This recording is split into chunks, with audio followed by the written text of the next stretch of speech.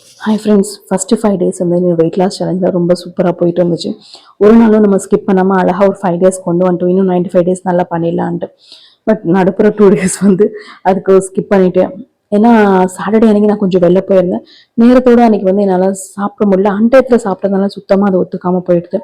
But Sunday அன்னைக்கு கொஞ்சம் வீட்டு வேலை, மார்க்கெட்டுக்கு அங்கே எங்கே அதே இருந்தாலும் அன்றைக்கி வந்து நான் ப்ராப்பராக டயத்துக்கு சாப்பிடாம அன்டயத்தில் நான் சாப்பிட்டுட்டு இருந்தேன். பட் அன்டயத்தில் நான் சாப்பிட்டாலும் என்ன வேணுமோ அது நான் சாப்பிட்டுட்டு இருந்தேன்.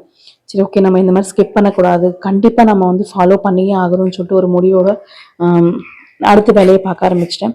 பட் மண்டேலேருந்து ரெகுலராக வந்து நான் என்னென்ன சாப்பிட்றேன். அண்ட் நிறைய பேருக்கு வந்து டீ காஃபி குடிக்கலாமா ஒரு டவுட் வந்துடும். ஒரு நாளைக்கு ஒரு டீ காஃபி குடித்தா ஒன்றும் ஆகாதுங்க. ஏன்னா நம்ம என்ன நிறையவா காஃபி டீ குடிக்கிறோம். ஏதாவது ஒன்று ஒரு காலையில் ஒரு காஃபி, நான் சாயந்தரத்தில் ஒரு டீ தான் எடுத்துக்கிறோம்.